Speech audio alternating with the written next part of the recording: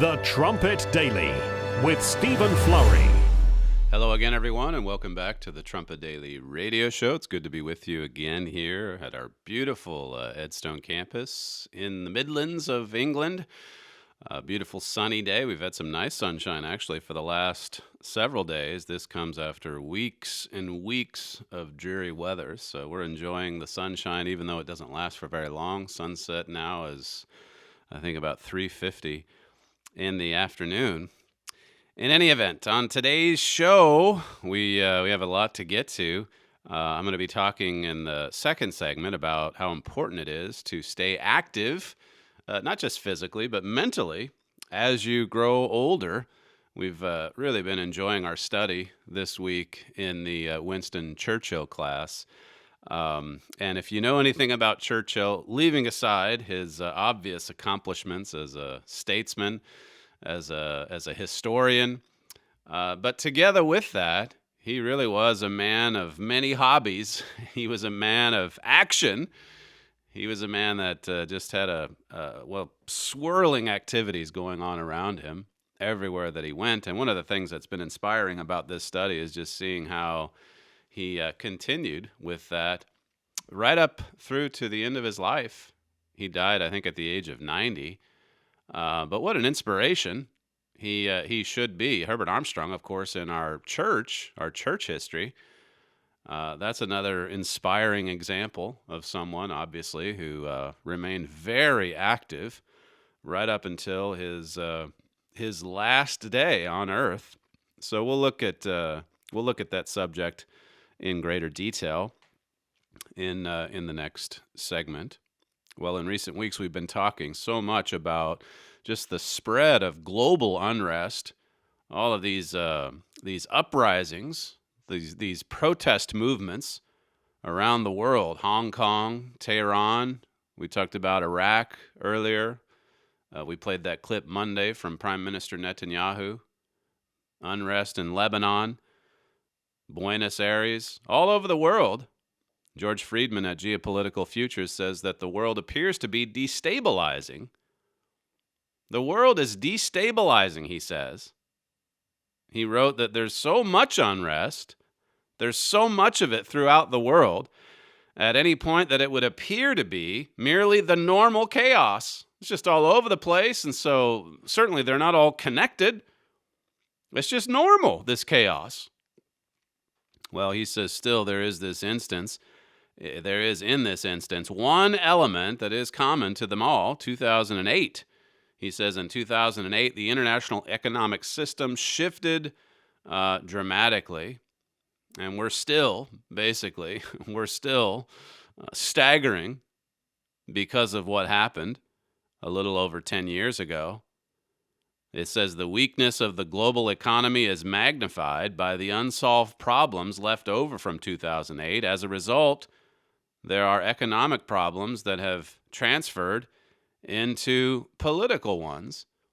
And then he goes on to talk about the shift in U.S. strategy, moving away from military interventions toward economic confrontations, trade wars, and how that this is just adding to the global misery.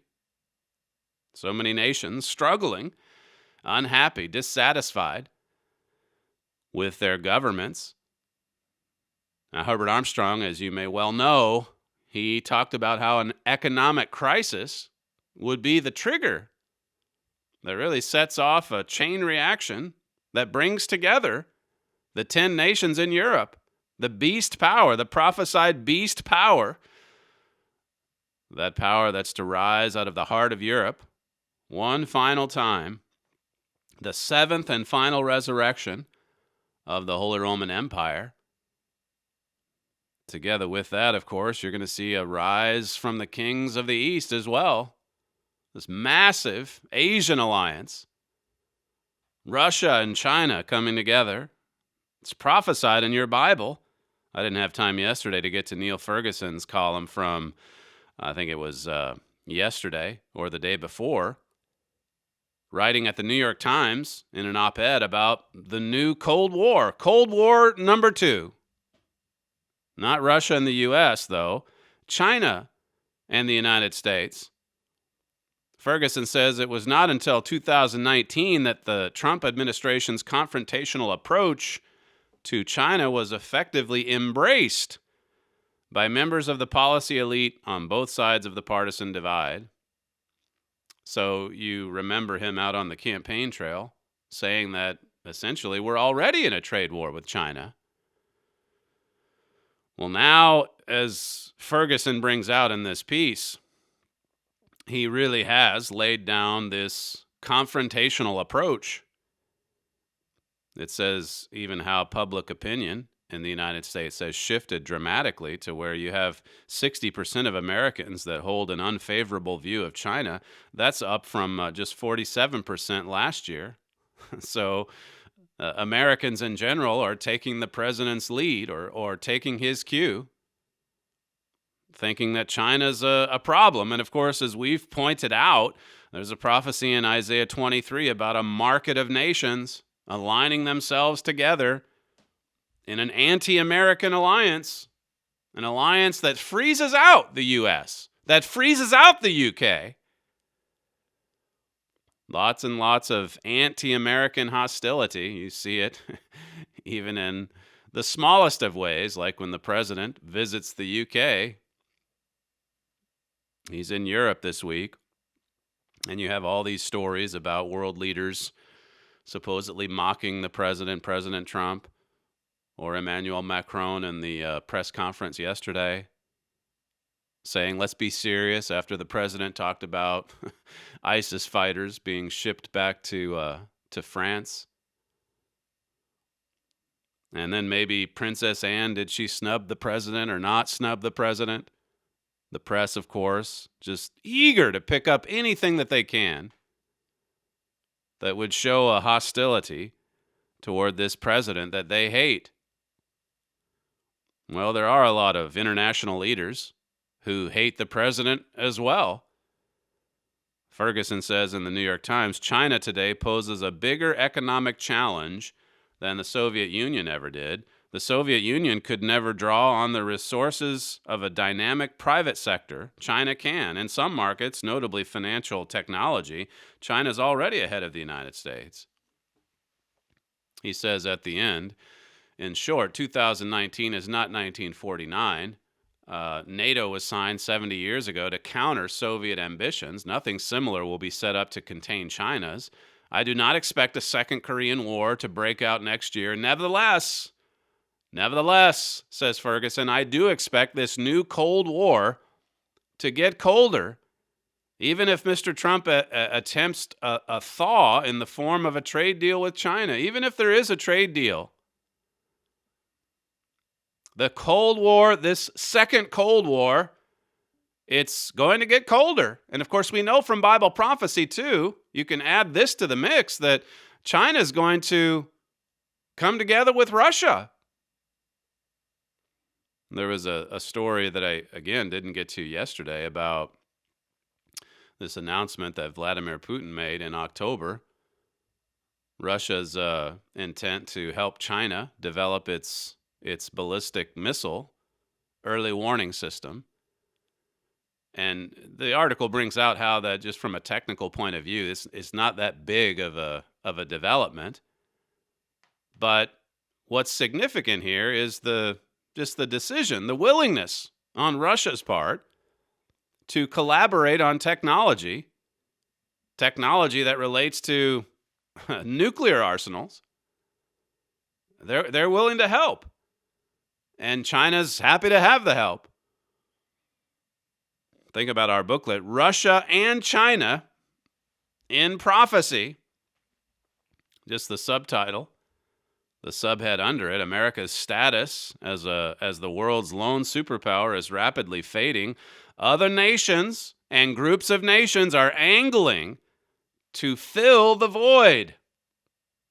That's what China's doing. China's angling. And America may have some leverage now during this temporary resurgence. But China's angling. So is Russia. So is Germany. So is France. So is the European Union. Go through that booklet again. It'd be a great review, Russia and China in prophecy, because Bible prophecy gives us a preview, a remarkable preview of Asia's future. It gives us a remarkable preview of Europe's future and of Britain's future and America's future as well. Well, the Bible also talks a lot about a king of the South pushing against that European beast power. I commented briefly on the uprising in Iran, all these protesters that have been killed by Iranian authorities. This from the New York Post. It says the Iranian regime faces the most serious popular challenge to its tyranny in 40 years. I brought this out yesterday, and it talks about how it was sparked by the hike in fuel prices and how that these protests have since spread across the country, how that they've killed Iranian officials or Iranian police have killed hundreds of protesters. At one point, they even attempted to shut down the internet. So they know this is serious. They know this is a threat to their rule.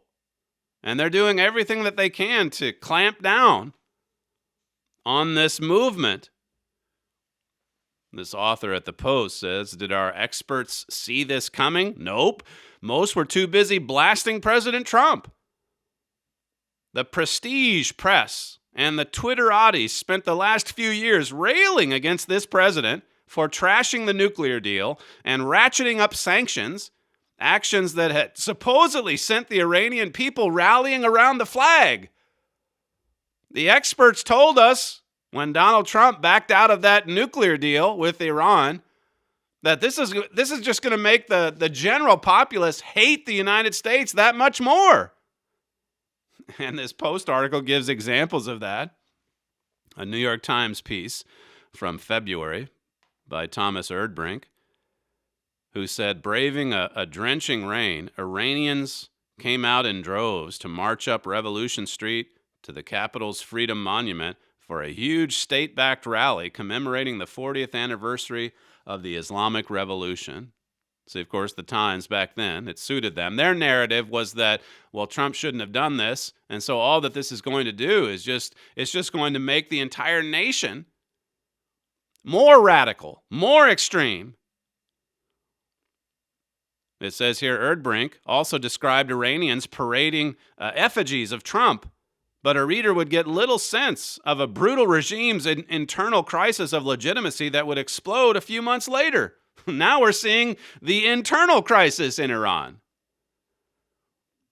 Now again, I think prophecy would indicate that that state is going to remain a radical extremist state. But the Post does bring up a good point about just how wrong the media get this because of their Trump derangement.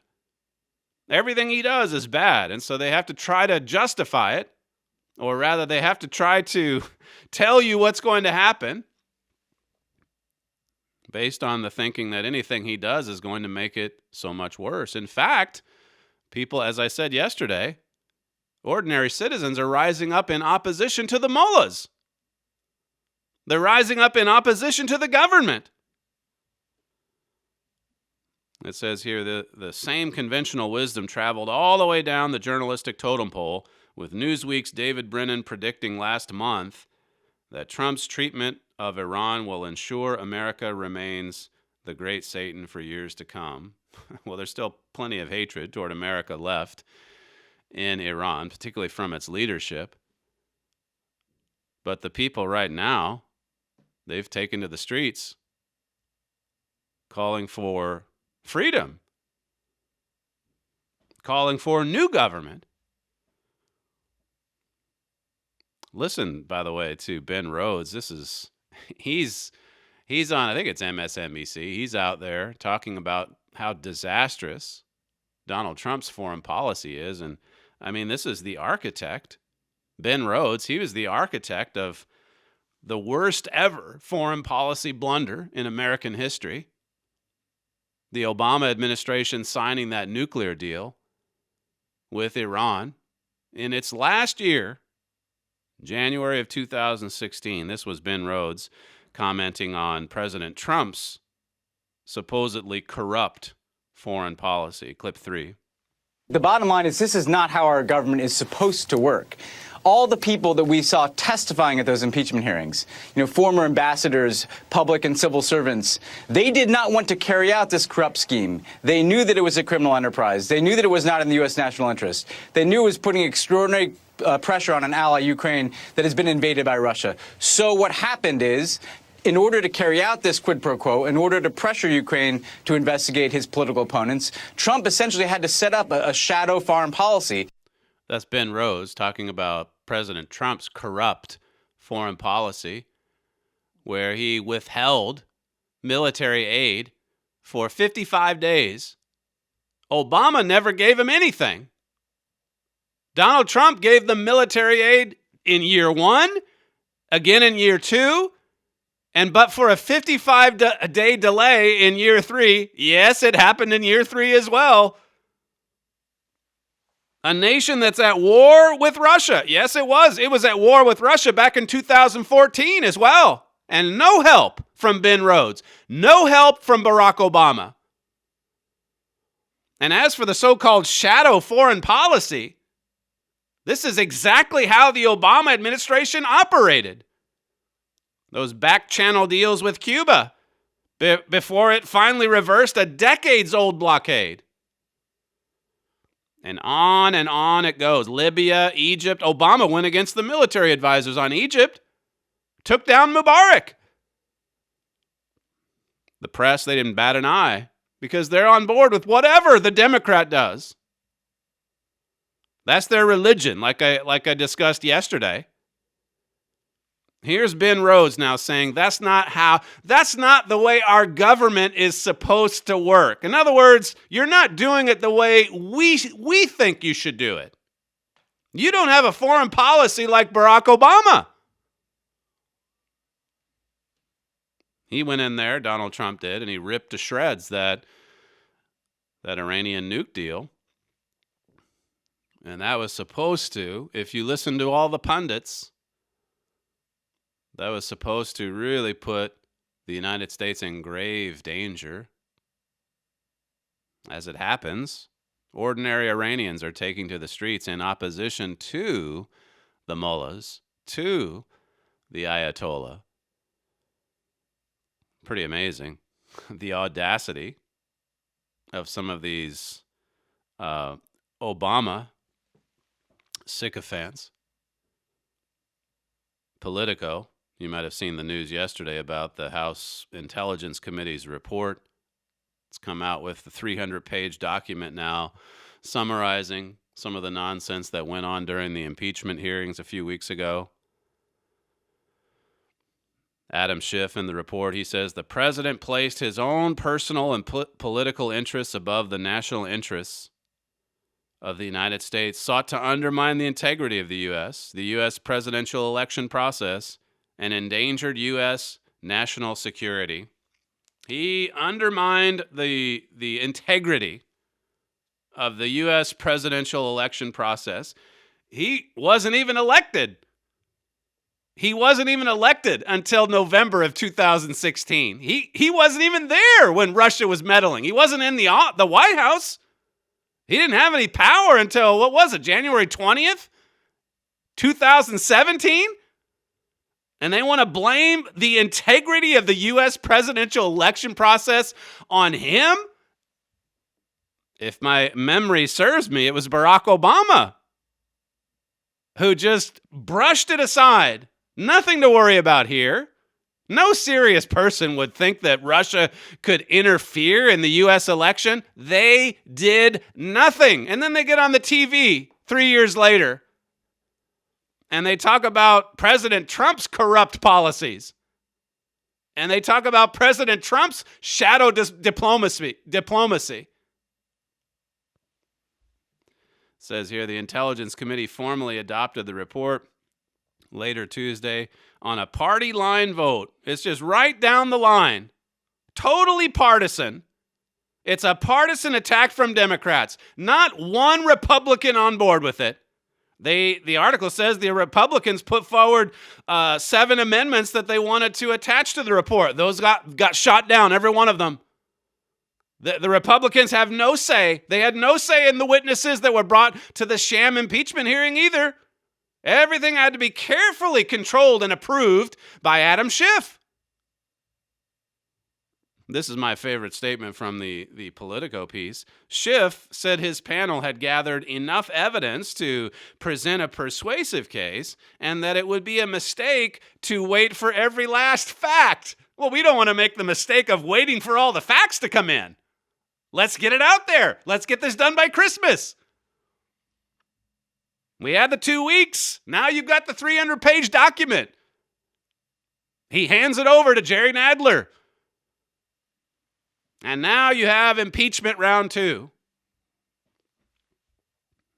Speaking of Nadler, he was around in 1998 when Bill Clinton was impeached. And listen to what he said about the process 20 years ago. Clip 1. The effect of impeachment is to overturn the popular will of the voters. We must not overturn an election and remove a president from office, except to defend our system of government or our constitutional liberties against a dire threat. And we must not do so without an overwhelming consensus of the American people. There must never be a narrowly voted impeachment or an impeachment supported by one of our major political parties and opposed by the other. Such an impeachment will produce the divisiveness and bitterness in our politics for years to come and will call into question the very legitimacy of our political institutions. That's Nadler back in 1998. Saying that there must never be a narrowly voted impeachment. It can't be a party line vote. It just can't. It goes against the will of the American people. They're the ones who voted in this president. Well, things have changed, of course. Now the target is a Republican. So if it's a party line vote, so much the better. Tough luck. The Spectator says here, you can count on Nadler to come loaded with a bag of legal tricks. Oh, yes. They've got to pull out a big bag of tricks to get this through because there's no evidence. We don't want to make the mistake of waiting for all the facts to come in. Oh, no. We want to get out in front of the facts. The truth of it is, he should have been impeached 3 years ago. It says, trick number 1 is the bait and switch. Dems have already laid the bait. They swear they're reluctant to drag the nation into impeachment, but their duty to defend the rule of law requires it. Our job is to follow the facts and apply the law, said one committee member. No one's above the law, said Nancy Pelosi. It says, now get ready for the switch. At the hearing, Democrats and their hand-picked legal experts will argue that a president can be impeached without breaking the law. Did you know this? It says suddenly impeachment isn't about upholding the rule of law. The grounds are broader, wide enough to drive a truck through. Well, we've got to broaden the grounds here. Because we don't have the facts. We don't have the evidence. There's no crimes here. Even the witnesses at that hearing admitted that. And so now we've got to say, well, technically, even if you don't break the law, you still can be impeached. Why the switch? It says because Dems don't have the goods to show Trump has committed a crime, even after 3 years of the Mueller investigation, followed by Schiff's televised spectacle. They still don't have it. They still don't have the facts. 3 years of digging, 3 years of spying, 3 years of plants, 3 years of tapping phones, 3 years of subpoenaing emails, anything and everything. And they still can't find it. What a hoax, as the president has said. Here's what he said yesterday, clip 2. The impeachment hoax is going nowhere. We have tremendous support. In the history of the Republican Party, there has not been this support.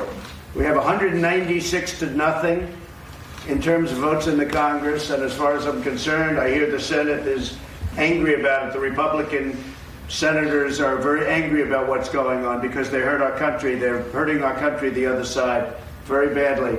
We have tremendous support, probably the most united that our party's ever been. I just had a 95% approval rating. It's the highest in the history of the Republican Party. Ronald Reagan was 87. He's second. The party has never been this united, the Republican Party. The impeachment is going nowhere. It is a waste of time. They're wasting their time, and it's a disgrace.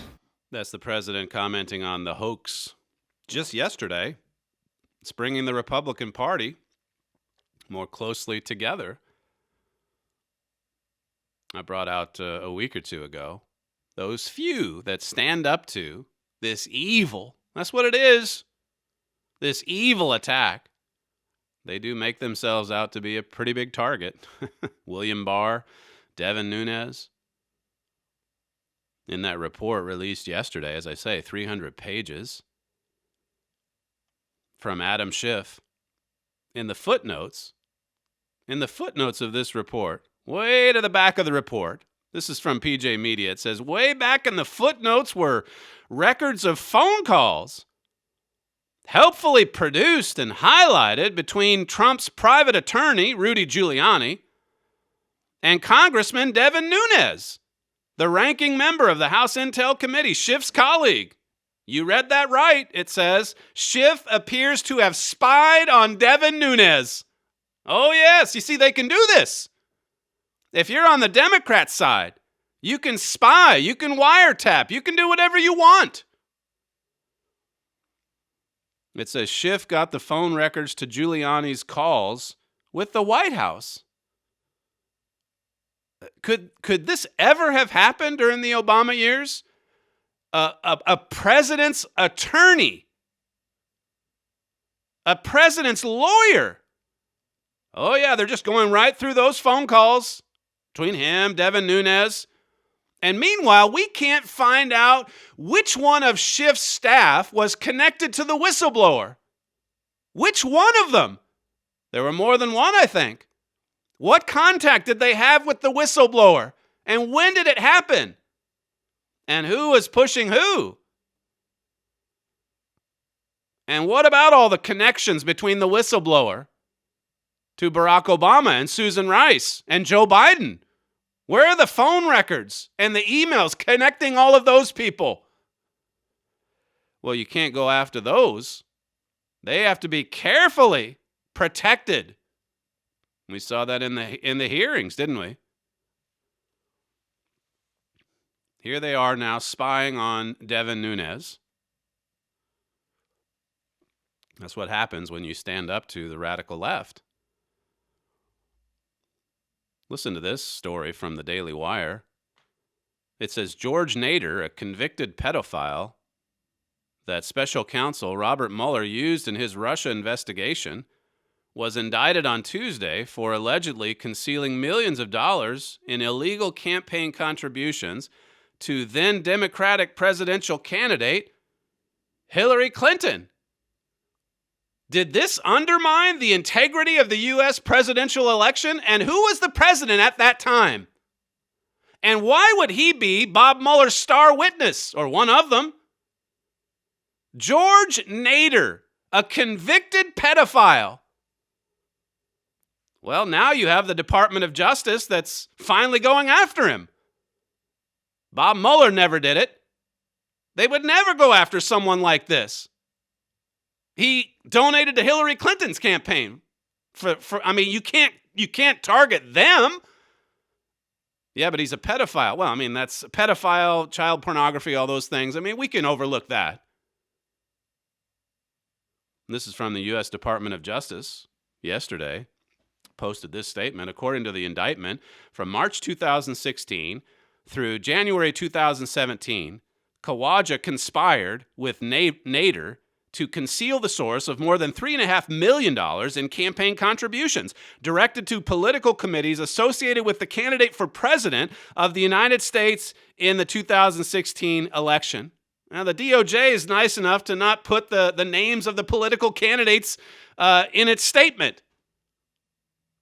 But it's obvious when you look at the track record of political contributions. This was a Hillary Clinton supporter, as the Daily Wire brings out. It says, by design, these contributions appeared to be the names of Khawaja, his wife, and his company. In reality, they allegedly were funded by Nader. Khawaja and Nader allegedly made these contributions in an effort to gain influence with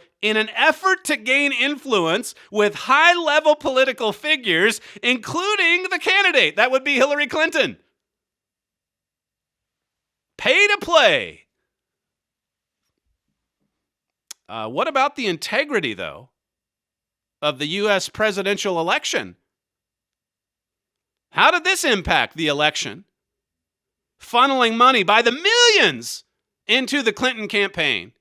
And they're trying to take down Donald Trump for a phone call, a 20-minute phone call. It's unbelievable. It says, as Khawaja and Nader arranged these payments, Nader allegedly reported to an official from a foreign government about his efforts to gain influence. He reported to an official from a foreign government that he's working hard to gain that influence, funneling money into the Clinton campaign. Sean Davis at The Federalist, he tweeted, a top Mueller source during the anti-Trump Russia probe, a pedophile and a child porn trafficker whom Mueller refused to arrest. Mueller wouldn't go after him. He was one of his witnesses in the effort to take down Trump. And so the pedophile, the child porn trafficker, he just continued right on until finally, now, Bill Barr, thanks to Bill Barr, finally the DOJ comes out with this statement yesterday. A nice enough statement, I'd say. It even says there, look, an indictment doesn't mean he's guilty, and we're to presume he's innocent until the trial convicts him, unless he's convicted at trial. This is the way justice is supposed to work in the United States. But can you believe these stories?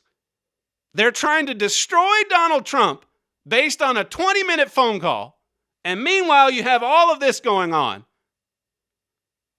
Right at the highest levels of some of these Democratic operatives. The Daily Mail, you have to go to the Daily Mail to find this story. Bill and Hillary Clinton, frequent guests at Jeffrey Epstein's New Mexico ranch. The notorious baby-making ranch. They were there almost every year after they left the White House.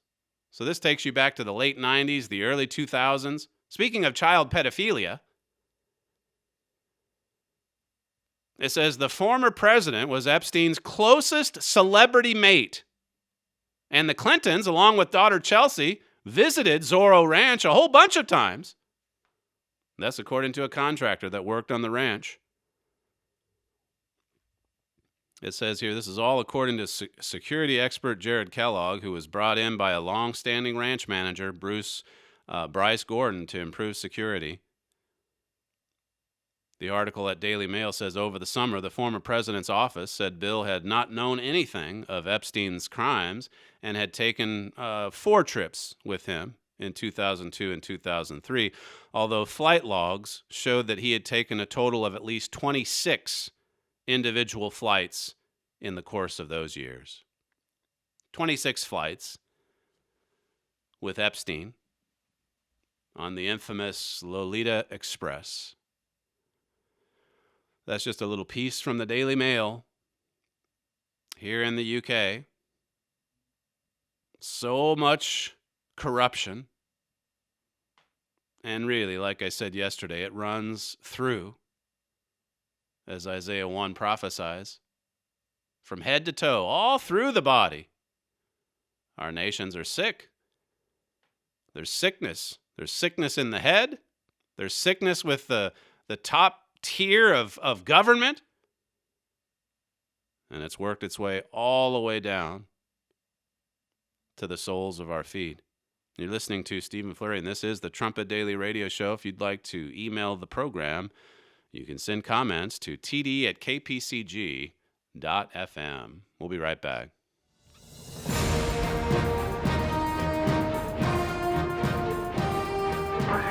This is KPCG-FM, and this is the Trumpet Daily. To America's founding fathers, character meant everything to the success of the nation and its leadership. The Constitution was based upon the fundamental principles of religion and morality. These were the primary building blocks of the American nation. George Washington said, "The foundations of our national policy will be laid in the pure and immutable principles of private morality." Character was no minor issue to America's first president. He regarded it as the basis of national policy. Where did the Founding Fathers develop these ideas? Many of these principles stemmed from the Holy Scriptures. The Bible provided early Americans with the instruction and guidance of how to properly govern one's life. These beliefs helped build a nation of strong families and upright leaders. Today, America has dismissed the Bible as the foundation of developing righteous character. Men now leave it to themselves to determine right from wrong. Where has the rejection of biblically based principles led this nation? There is a cause for these effects. To understand the course of events that have led this nation to its current state, visit thetrumpet.com and click on the Literature tab to request our free booklet, Character in Crisis.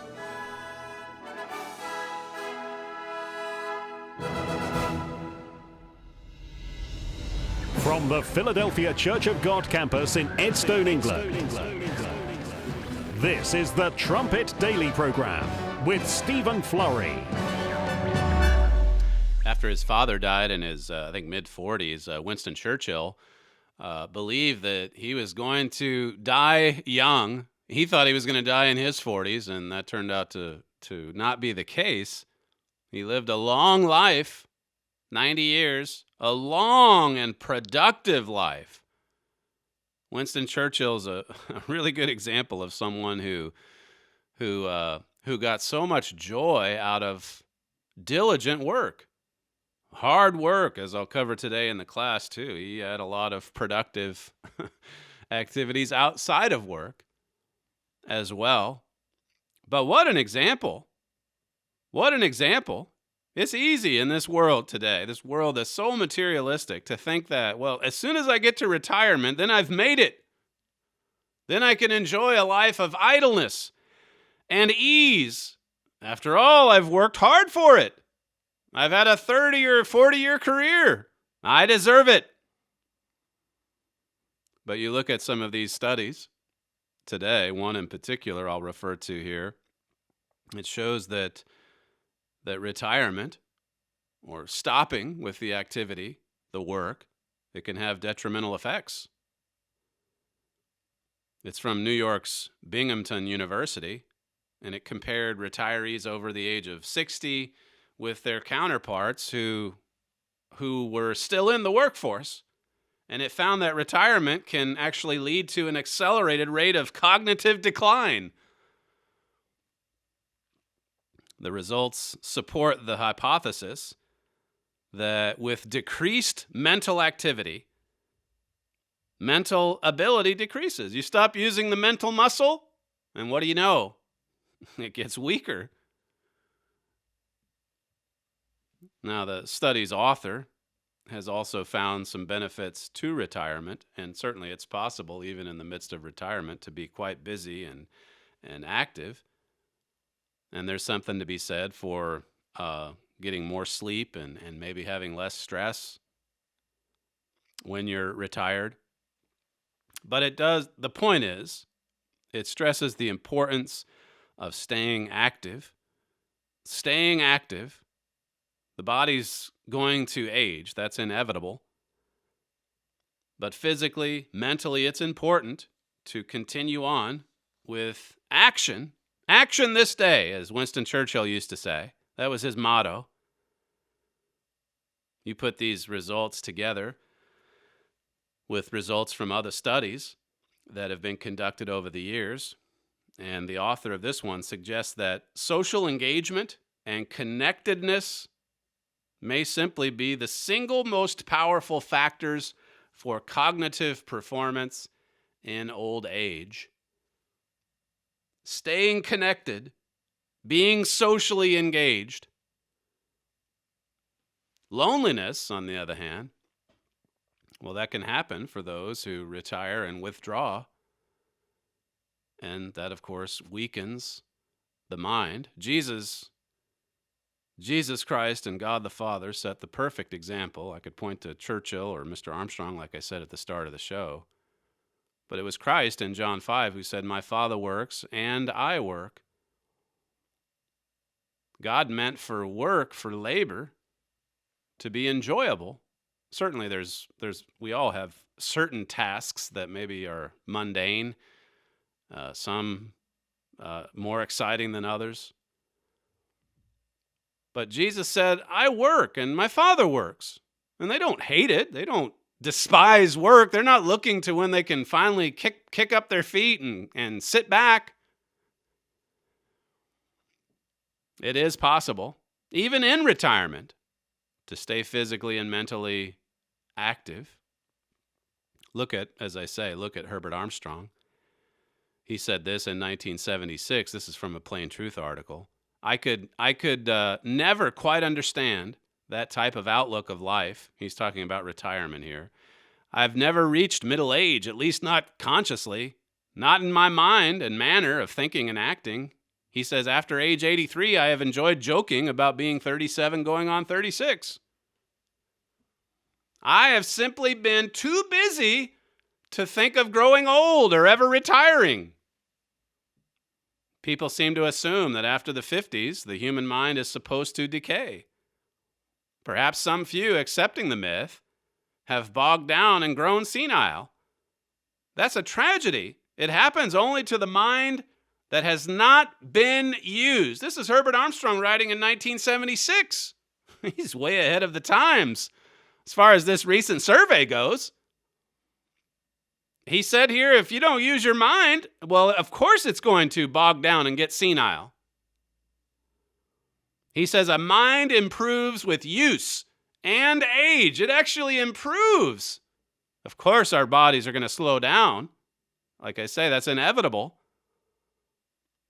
But the mind can continue to improve and grow. You think about all of the verses in the Bible that talk about increasing in the knowledge of God, growing in the grace and in the knowledge of our Lord and Savior Jesus Christ. He says, wisdom comes with experience and age. God really honors the hoary head. You see that in the Proverbs. A young man's strength, that's his glory. But the glory of the old man, that's the hoary head. That shows you've been around for a while. That shows you've accumulated knowledge and experience. It says here, in my personal experience, and why shouldn't I share the benefit of that experience and knowledge with my millions of readers, I have produced my greatest accomplishment since I hit the calendar age of 80. 80 years old. That's an incredible statement. Is it really true that he accomplished more even after the age of 80 than he had as a young man? It says, of course, that's not my actual age, only what the calendar says. The most important knowledge has been learned since then. He says, I speak today with more vigor, effectiveness, and power than in my 40s. Yes, as a man thinks in his heart, so is he. So if you're middle-aged, well, if you're hearing this, you have a lot to look forward to. Even if you're in your old age, there's a lot to look forward to. Mr. Armstrong didn't just accept the fact that, well, you get to be in your 70s or 80s, then the cognitive decline sets in, and I guess you just need to retire. He set a great example of working hard all the way through to the end. Listen to what he said at a sermon. This is 1981, so I think he would have been 89 going on 90. This is clip 4. But the Holy Spirit of God imparts the presence of life, just like the sperm cell from your father imparted life to an ovum. You are an ovum.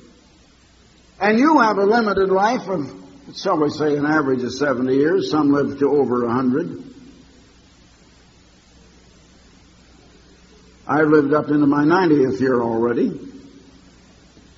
It's up to God whether I live past 100 or not. I don't know. My mother asked me one time when she was getting well into her 80s, do you think I will live to be 100? I said, well, of course you will, Mother. Of course I wanted to be nice to her. Well, she didn't quite make that, but she was 95 and a half. I've had other grandparents and granduncles, great-uncles that were up into their 90s, so God can keep me around as long as He wants to. It's up to Him. I belong to Him. I don't belong to myself. It's up to Him. As long as He wants to use me, He can keep me going, full steam ahead. I'm not thinking of retiring. I reached retiring age about 30 years ago, but I'm not thinking about that at all.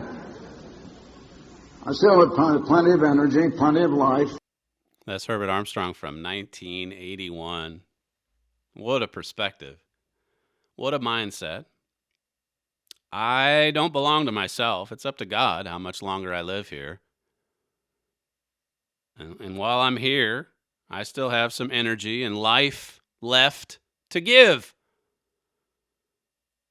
He said this, that quote you just heard, that clip we just played, he made those remarks a full 3 years before he started in on the Mystery of the Ages project. Think of it. Mystery of the Ages was his crowning achievement, written in the last year of his life. He said there in that clip, I still have plenty of energy, plenty of life. And the fruits back it up. He went on to produce Mystery of the Ages after that. He was still traveling right around the world. We don't want to limit what God can do through us, even if it's through an old, quote-unquote, body and mind. We belong to God. And it's up to Him how much longer we live. How much longer we're here. Of course, there's physical health laws and things that we need to do. We have to do our part. That's understood. But he knew, Mr. Armstrong knew at that point in his life and in the point of God's work at that time that it was up to God. It was God's decision as to the timing.